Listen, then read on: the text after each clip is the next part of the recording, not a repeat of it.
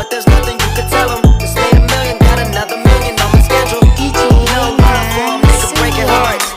No keys, push to start. Yeah, you know what it is. Everything I do it big. Yeah, screaming that's not. When I pulled on the lot, that's not. I tell my town, you see me, you know everything. Black and yellow, black and yellow, black and yellow, black and yellow. I put it down from the whip to my diamonds. I'm in black and yellow, black and yellow, black and yellow. You know what it is. Everything I do it big. Yeah, screaming that's not. When I pulled on the lot, that's not. Assalamualaikum warahmatullahi wabarakatuh. Saya Serli Sabira akan menjelaskan tentang sistem persamaan linier pada saat terjadinya kelangkaan kedelai di Indonesia. Yang pertama, latar belakang. Latar belakang dari sistem persamaan linier merupakan suatu sistem matematika yang terdiri dari dua atau lebih persamaan linier yang memiliki dua variabel. SPL ini memiliki peranan yang sangat penting dalam banyak bidang ilmu, terutama dalam analisis matematis dan aplikasinya dalam berbagai persamaan yang nyata, seperti ekonomi, fisika, dan teknik. Dalam konteks ekonomi, SPL digunakan untuk menganalisis masalah-masalah yang melibatkan interaksi atau berbagai variabel seperti penawaran dan permintaan.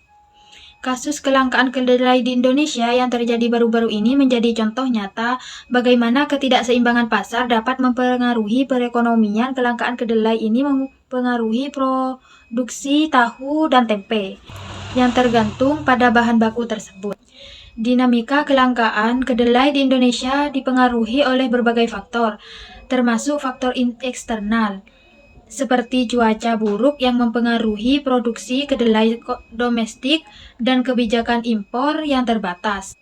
SPL memungkinkan analisis yang lebih mendalam untuk mendalami bagaimana faktor-faktor ini berinteraksi dan bagaimana titik equilibrium dapat dicapai kembali dengan kedelai. Penelitian sebelumnya telah menggunakan pendekatan matematika dan SPL untuk memecahkan masalah ekonomi yang dapat melibatkan kelangkaan barang dan penentuan titik equilibrium. Namun, masih terdapat kesenjangan pengetahuan dan penerapan SPL untuk kasus kelangkaan kedelai di Indonesia yang melibatkan faktor ekonomi yang dinamis dan kebijakan pemerintah. Selanjutnya, permasalahan. Permasalahan dari kelangkaan kedelai di Indonesia ini, yang pertama, bagaimana membentuk sistem pemasaran linier untuk menyelesaikan masalah dengan kasus kelangkaan kedelai di Indonesia. Yang kedua, bagaimana menentukan titik equilibrium dalam kasus kelangkaan kedelai. Dan yang ketiga, bagaimana memastikan keseimbangan antara persediaan dan permintaan barang pada titik equilibrium. Selanjutnya, teori. Teori dari sistem persamaan linier ini adalah sekumpulan persamaan linier yang memiliki lebih dari satu variabel, di mana solusi yang dicari adalah nilai variabel yang memenuhi semua persamaan dan sistem tersebut. Assalamualaikum warahmatullahi wabarakatuh. Perkenalkan, nama saya Septiani Sufila Yohanika. Baik, saya di sini akan menjelaskan hasil penggalian data. Data kuantitatif. Untuk menganalisis kelangkaan kedelai di Indonesia, data kuantitatif yang digunakan mencakup informasi mengenai harga kedelai, jumlah permintaan, jumlah pasokan, serta faktor-faktor eksternal yang mempengaruhi pasokan dan permintaan kedelai sebelum dan sesudah terjadinya kelangkaan. Data ini diperoleh melalui berbagai sumber, baik dari lapangan maupun sumber online yang terkait dengan topik ini. Yang pertama, harga kedelai di pasar sebelum kelangkaan. Harga kedelai per kilogram di pasar Indonesia pada tahun 2023 berkisar antara 9.000 hingga 12.000. Setelah terjadinya kelangkaan pada bulan Desember tahun 2023, harga kedelai di pasar domestik melonjak menjadi 20.000 hingga 30.000 per kilogram, terutama di pasar-pasar yang sangat bergantung pada pasokan kedelai impor. Yang kedua, permintaan dan penawaran kedelai. Permintaan kedelai untuk industri tahu dan tempe sebelum kelangkaan adalah sekitar 1,5 juta ton per tahun di Indonesia. Selanjutnya, pasokan kedelai. Pasokan kedelai sebelum kelangkaan hanya mampu mempengaruhi 30% dari kebutuhan, dengan sisanya dipenuhi oleh impor. Terus selanjutnya, yang ketiga, kebijakan pemerintahan dan faktor eksternal. Kebijakan impor dan ekspor, pemerintah Indonesia pada tahun 2023 memperlakukan penurunan kuota impor kedelai yang mempengaruhi pasokan kedelai ke pasar domestik. Kuota impor yang lebih rendah menyebabkan pasokan kedelai berkurang dan harga semakin melambung. Faktor cuaca buruk pada tahun 2023 menyebabkan gangguan pada produksi kedelai domestik yang mengurangi jumlah pasokan lokal.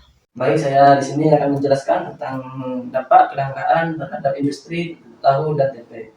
Jumlah produksi.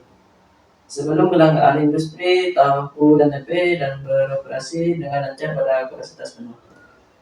Setelah kelangkaan lebih dari 30%, perajin tahu dan tempe di Indonesia, terutama di wilayah yang sangat bergantung pada pasokan kedelai impor, atau terpaksa mengurangi atau menghentikan produksinya karena harga kedelai yang sangat tinggi. Yang kedua, kehilangan pendapatan. Perajin tahu dan tempe mengalami penurunan pendapatan yang signifikan. Beberapa perajin melaporkan bahwa mereka kehilangan hingga 50% atau sampai 60% dari total pendapatan mereka akibat kenaikan harga kedelai yang drastis dan penurunan jumlah produksi. Yang B, paparan data.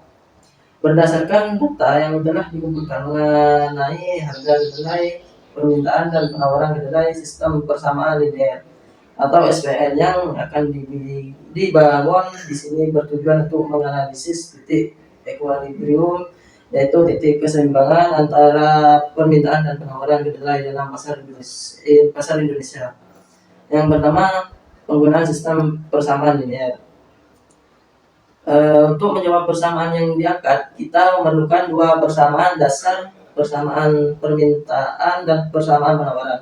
Penawaran kedelai dipengaruhi oleh harga kedelai. Persamaan permintaan ini terhadap kedelai dipengaruhi oleh harga kedelai secara umum. Semakin tinggi harga kedelai, semakin sedikit jumlah kedelai yang diminta oleh konsumen. Dari industri, persamaan permintaan dapat ditulis sebagai KD sama dengan min BP, di mana KD ini jumlah permintaan kedelai dalam ton, sedangkan P harga kedelai per kilogram dalam RP. Sedangkan A intercept yang mewakili jumlah permintaan kedelai saat harga 0 atau asumsi D. Yang B kemeringan slope yang menggambarkan seberapa sensitif permintaan terhadap perubahan harga. Yang kedua, persamaan penawaran. Di sisi lain, penawaran kedelai dipengaruhi oleh harga kedelai. 2. Data dan estimasi koefisien.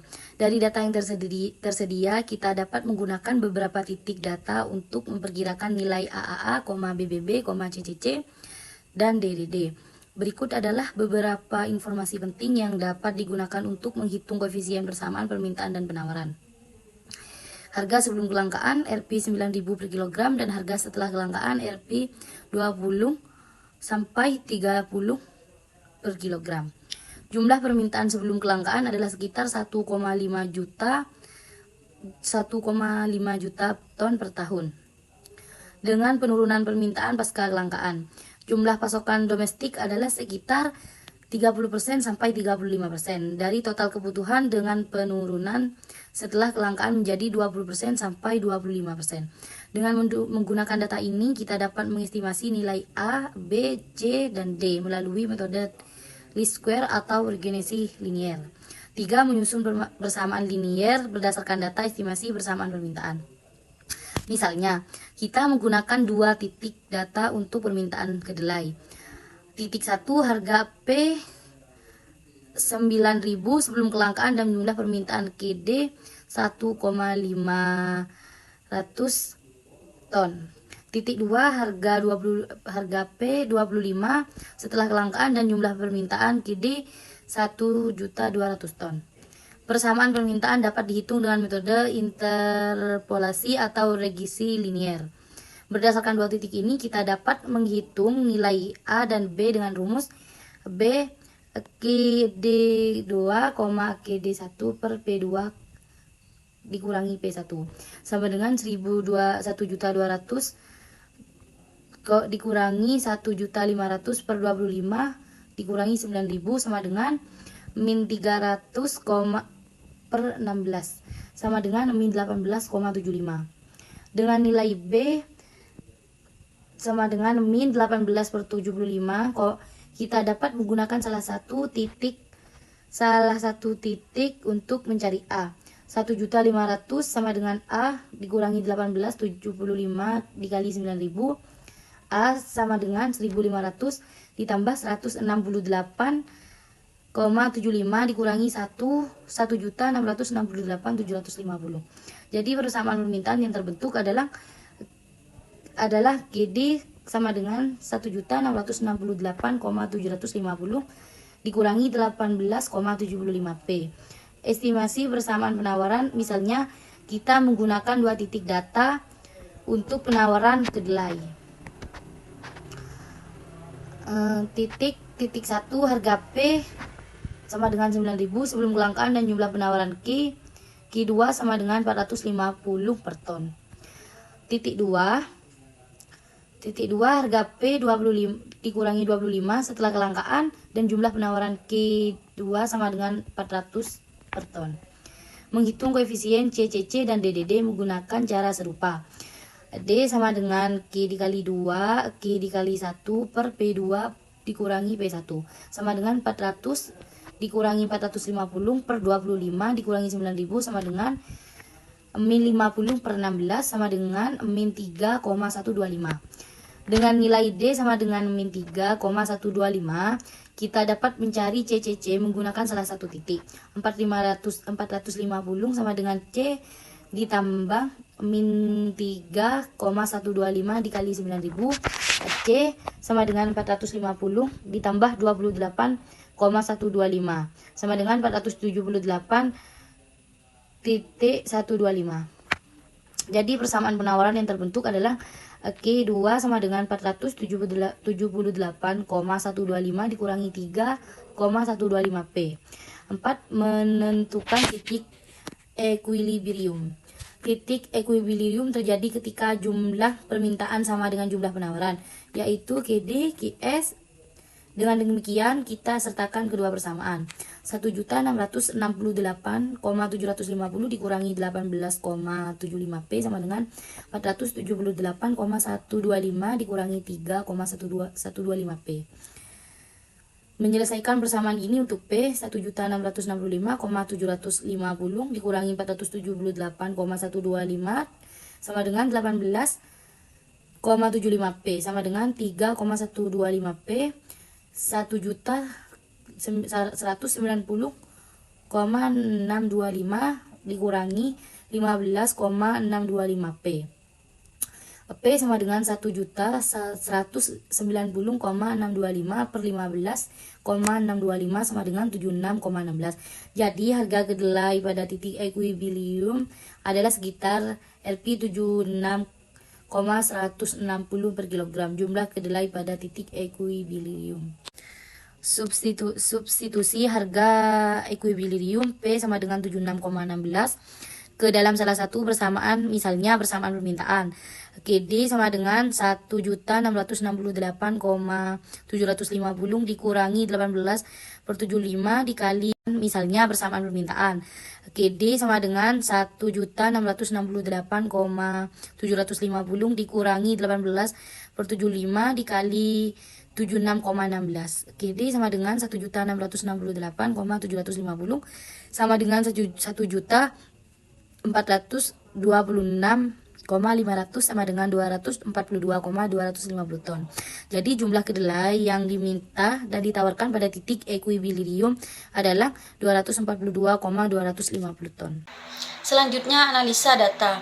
Berdasarkan hasil hitungan dan sistem persamaan linear SPL yang udah dibuat di bab sebelumnya, kita bisa analisa gimana kelangkaan kedelai di Indonesia ngaruh ke keseimbangan antara penawaran dan permintaan.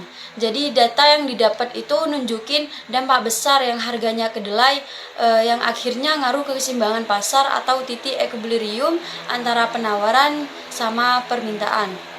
Yang pertama, pengaruh kelangkaan terhadap permintaan dan penawaran. Jadi, kelangkaan kedelai menyebabkan kenaikan harga dari 9.000 menjadi 25.000 sampai 30.000 per kilogram, yang berdampak pada penurunan permintaan dari 1.500.000 ton menjadi 1.200.000 ton per tahun.